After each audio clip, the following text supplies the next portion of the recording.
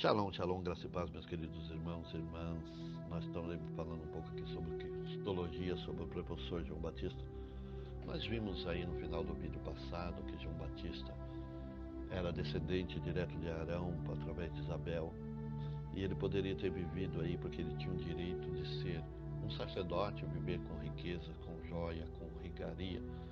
Mas nós sabemos que João Batista ele vira as costas para ir para o deserto, para estar no deserto, vestindo aí pouca roupa, né? Vestindo aí, se vestindo de pele de animais e também comendo mel silvestre. Meus queridos, eu quero estar tendo um vídeo rápido aqui.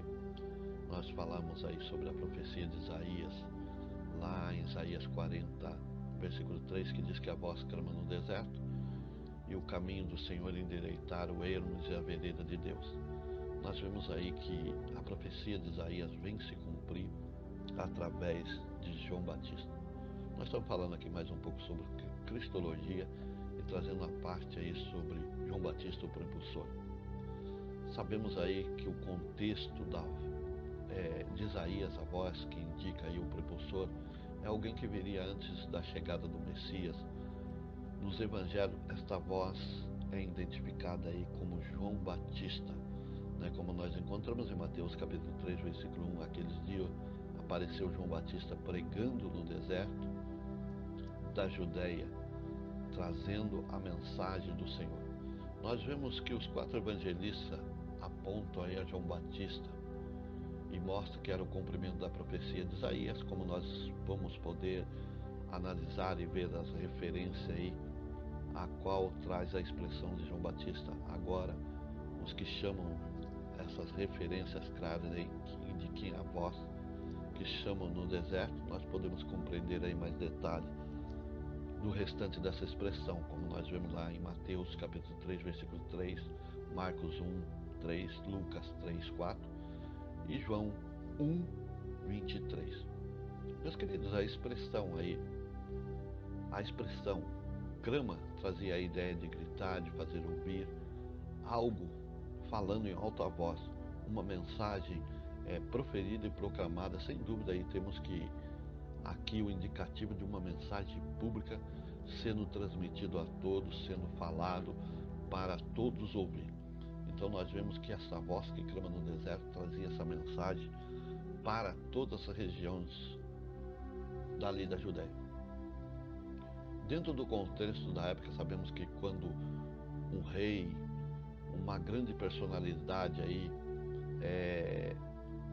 importante estava em viagem, estava por passar em algum lugar, estava fazendo essa viagem, um precursor, um mensageiro ia à frente, limpando aí os obstáculos e comunicando a chegada desta pessoa, preparando aí tudo para que quando ela chegasse no melhor momento, estaria tudo preparado. E esse clamor citado aí por Isaías parece indicar aí esse tipo de situação aí, que aponta a chegada do tempo certo em que o Senhor estava vindo. João Batista ele vem anunciar o tempo certo, o tempo da chegada de João Batista. A atuação marcante aí de João Batista mostra isso ocorrendo. Quando João Batista clama, mostra aí que ele veio abrindo os caminhos, levando a mensagem para que quando Jesus chegasse no melhor tempo, com o povo preparado. Ele foi uma voz que clamou, que buscava chamar a atenção aí do povo para um retorno da presença de Deus e para o arrependimento sincero desse povo, como está em Mateus capítulo 3, versículo 2. Na profecia de Isaías, esse que clamava aí, que clama no deserto, aqui temos muitos pensamentos sobre esse significado. Alguns pensam que Isaías estava falando inicialmente aí do retorno de Israel ao cativeiro da Babilônia, falando da ação de Deus indo salvá-los dali. E é claro, pensando na salvação futura trazida pelo Messias, quando eles não sabiam quando viria, mas desejava a sua vinda, desejava isso. Eles não sabiam aí a vinda do Messias, mas desejavam. Outros já pensavam que era o uso total figurado, onde o deserto aponta a figura do estado aí que o povo vivia, ou seja, um estado seco, sem vida, pecados graves. Seja qual for, no Evangelho de João Batista é retratado e pregado aí o clamor no deserto físico, ali na região da Judéia. Ele pregava realmente no deserto físico. Falando também da necessidade urgente de um arrependimento, pode indicar aí que o deserto tenha sido aí duplo, tanto do local físico quanto as condições. Pois como observamos a narrativa aí no local onde João Batista começa aí a clamar, começa a anunciar o Evangelho, enfatizar que a mensagem de arrependimento que ele levaria também. Ele traz aí a sua mensagem e leva aí uma mensagem de arrependimento, que o povo viesse se arrepender, viesse se afastar dos seus maus caminhos e aceitasse. Dita todas essas coisas, nós vamos afastar um pouco da polêmica dessas interpretações e nos atentar pelos fatos principais. É claro, e claro, de toda a profecia sobre aí o Messias, sobre o seu cumprimento desta profecia, a qual veio aí o precursor João Batista, e depois o próprio Messias Jesus Cristo também veio cumprir a sua missão, assim como profetizou Isaías: a glória do Senhor se manifestou na terra. A glória do Senhor se manifestou em toda a carne e haverá. Pois a boca do Senhor disse, Isaías capítulo 40, versículo 5.